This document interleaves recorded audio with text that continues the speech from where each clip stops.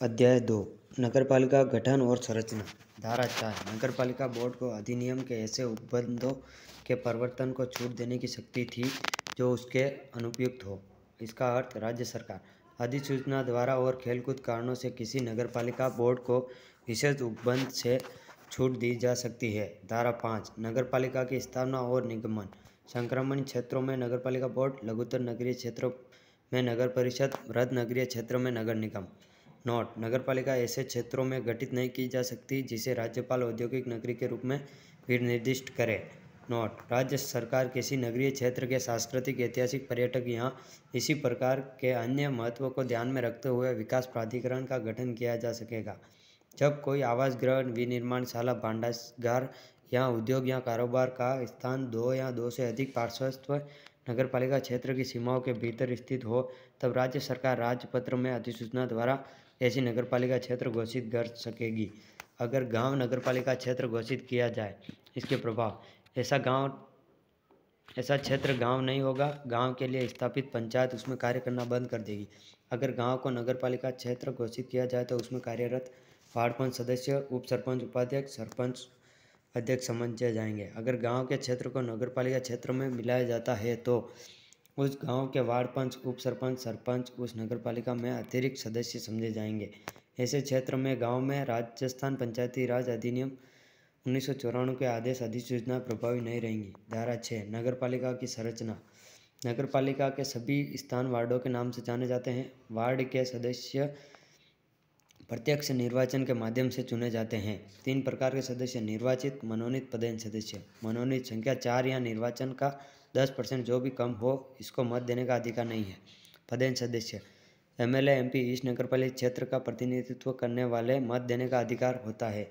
आरक्षण: SC, ST कुल जनसंख्या के अनुपात में, पिछड़े वर्गों के लिए 21% से कम नहीं, सभी वर्गों में कुल स्थान का 50%। महिलाओं के लिए यह आरक्षण का प्रावधान संविधान के अनुच्छेद 334 में उल्लिखित आरक्षण की अवधि तक रहेगा। पदावधि: प्रथम बैठक से 5 वर्ष तक। अगर किसी नगरपालिका को समय से पहले विघटित कर दिया जाए तो नई नगरपालिका शेष अवधि के लिए कार्य करेगी।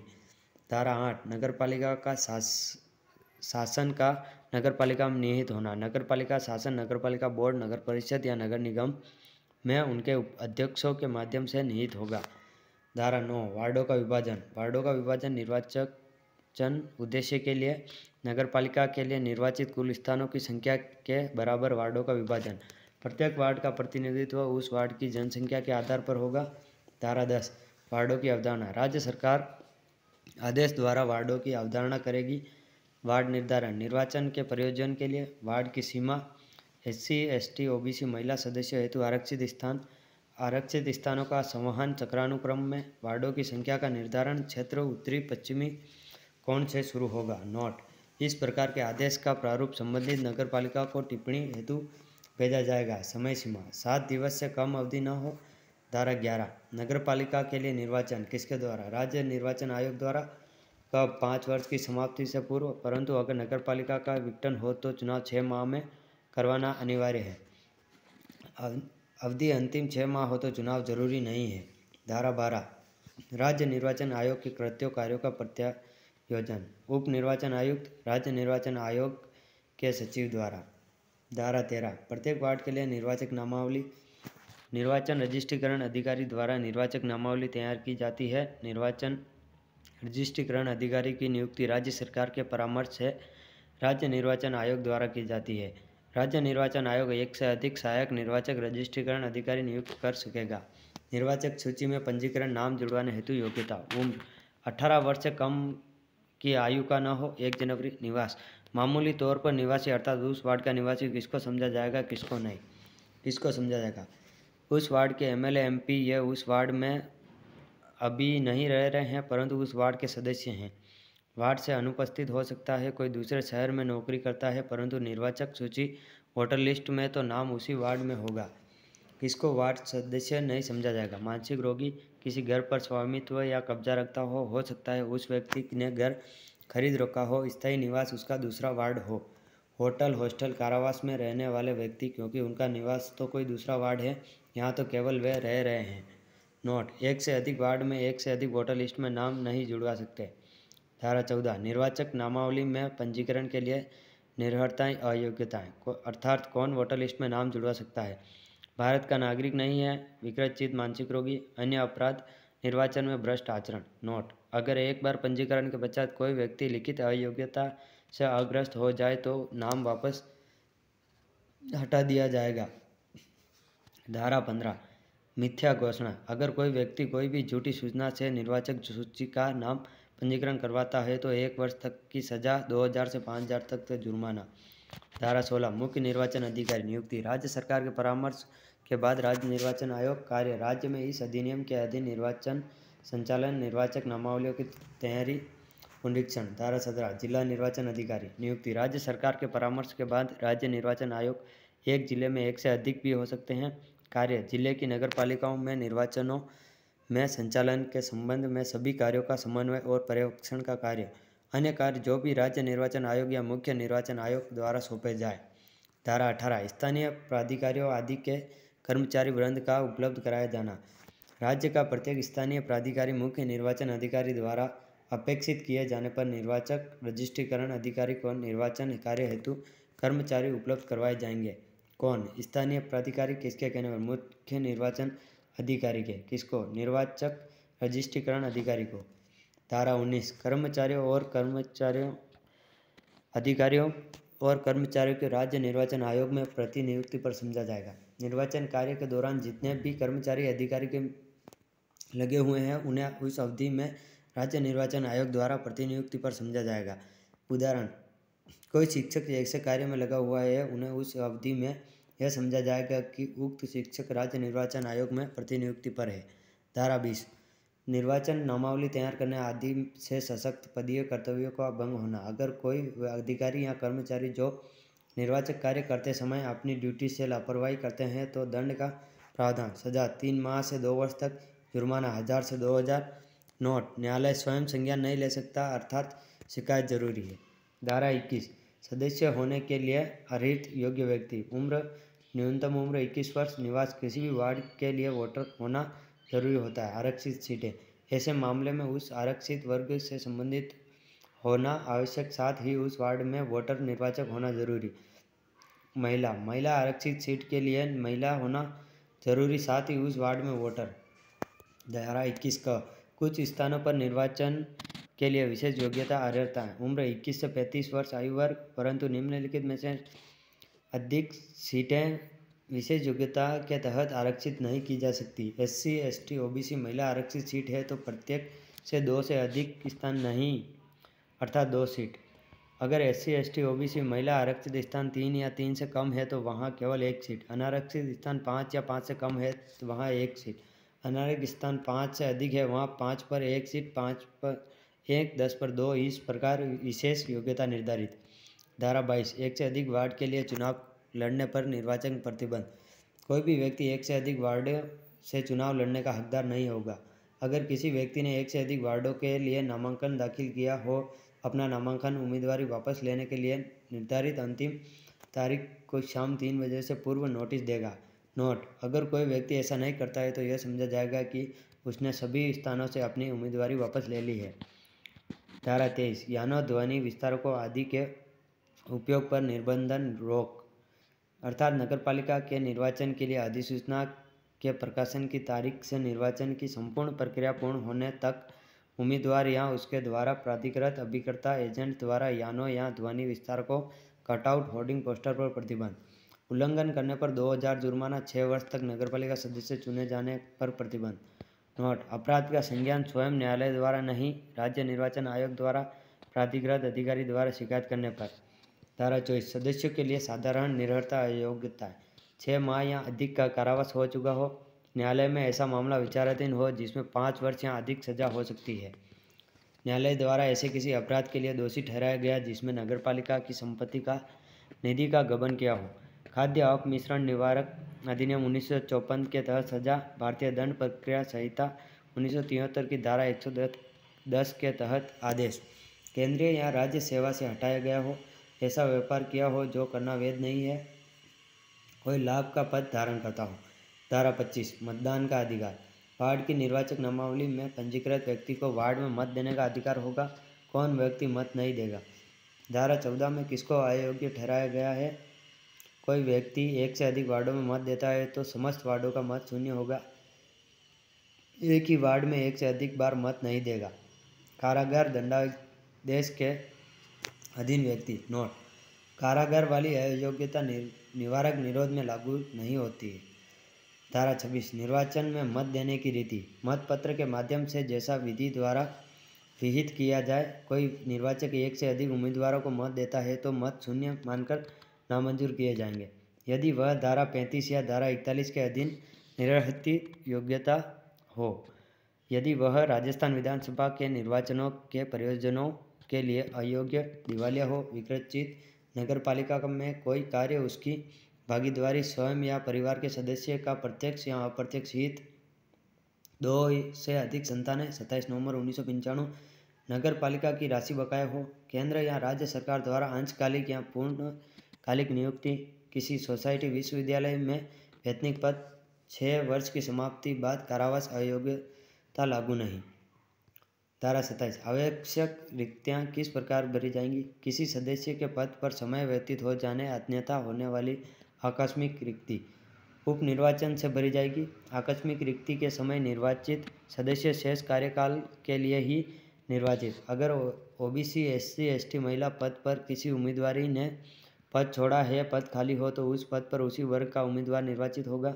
धारा 28 निर्वाचन अपराध। लोक प्रतिनिधित्व अधिनियम 1951 की धारा 125, 126, 127, 127 क, 128, 129, 130, 131, 132, 132 क, 133, 134, 134 क, 134 ख, 135, 135 क, 135 ख, 135 ग के उपबंध प्रभावी होंगे।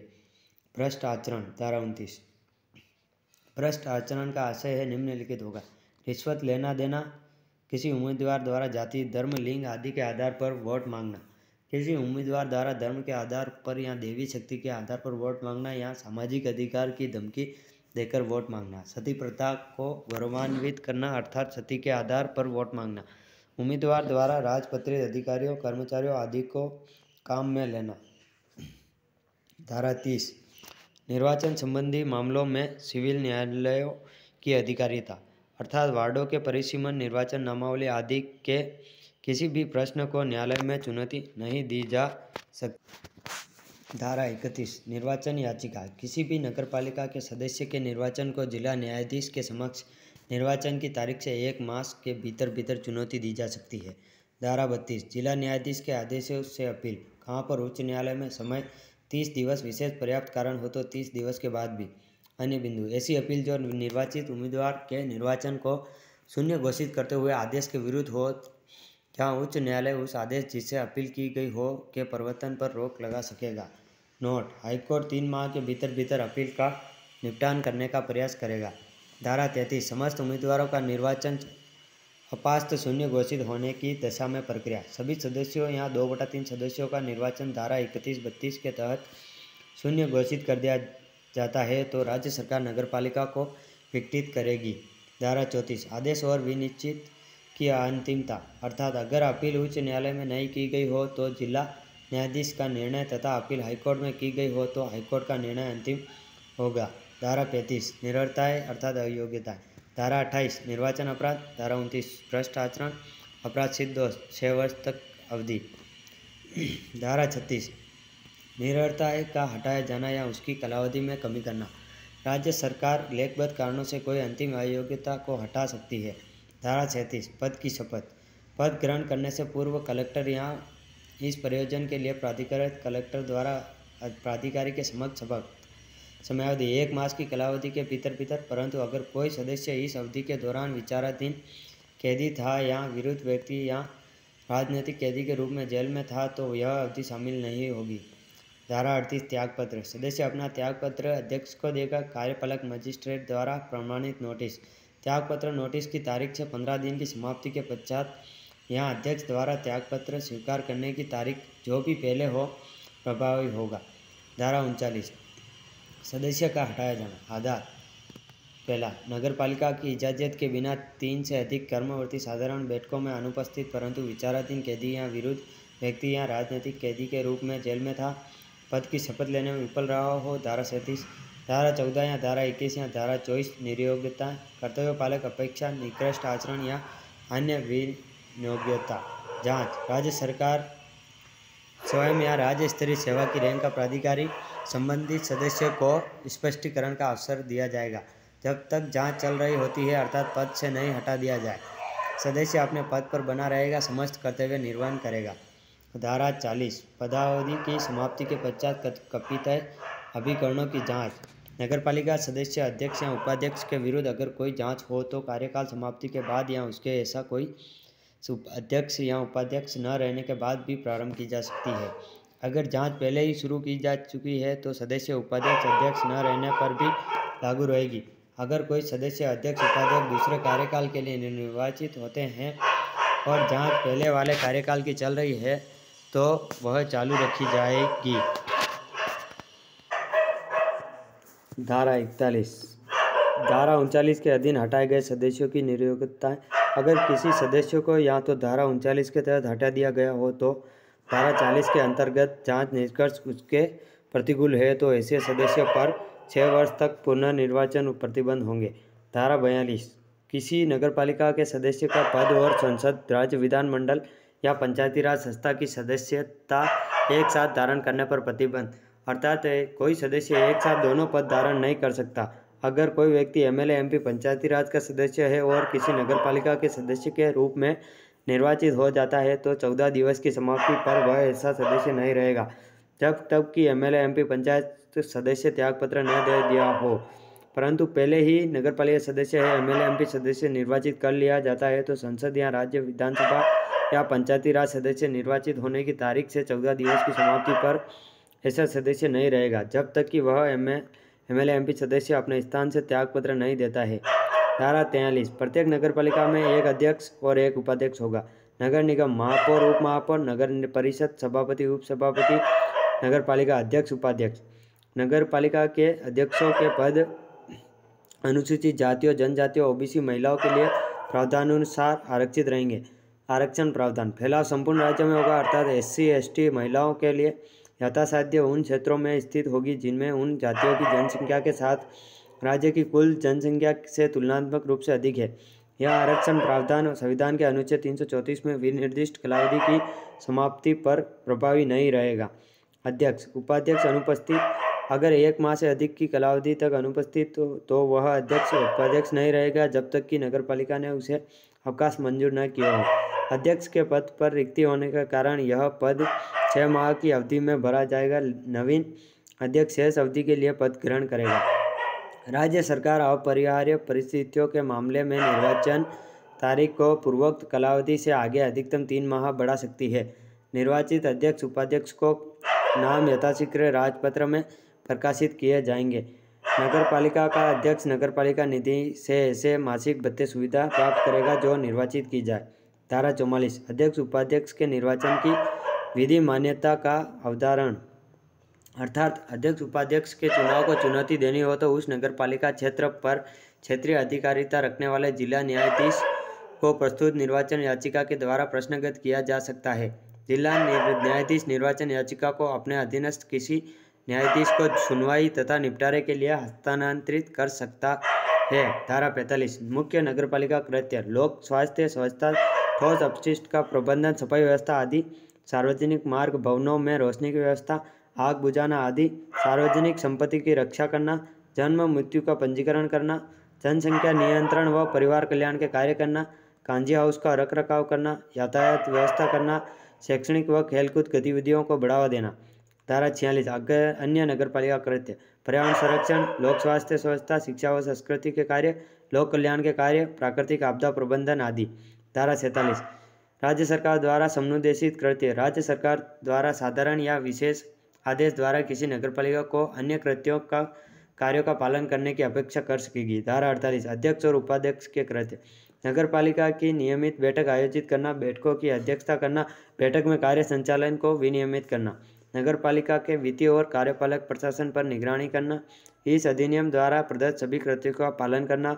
धारा 49, अभिलेखों की अभिरक्षा को सम्मिलित करते हुए मुख्य नगरपालिका अधिकारी की शक्तियाँ और कर्तव्य, किसी समिति व अध्यक्ष को सलाह देगा नगरपालिका के लेखाओं की संप्रेक्षा अभिरक्षा करना, नगरपालिका के दस्तावेजों रख रखाव के लिए उत्तरदायी, नगरपालिका की बैठक में कोई विशेष टिप्पणी ऐसे अन्य कार्य करेगा जो राज्य सरकार द्वारा समय समय पर सौंपे जाए। धारा 50 कार्यभार सौंपना। अगर अध्यक्ष उपाध्यक्ष सदस्य अपने पद पर नहीं है तो उसका कार्य उपाध्यक्ष को, अध्यक्ष का कार्य सदस्य को सौंपा जाएगा। उपाध्यक्ष का कार्य अध्यक्ष को और अध्यक्ष की अनुपस्थिति में सदस्यों को सौंपा जा सकता है। सदस्यों को कार्यभार अध्यक्ष को तथा अध्यक्ष नहीं है तो उपाध्यक्ष को सौंपा जा सकता है। कैसा लगा यह आपको चैप्टर? कमेंट करें, शेयर करें और चैनल को सब्सक्राइब करें। और इस सीरीज़ का तीसरा अध्याय आपको कल मिलेगा और इसके लिए चैनल को सब्सक्राइब करें। धन्यवाद।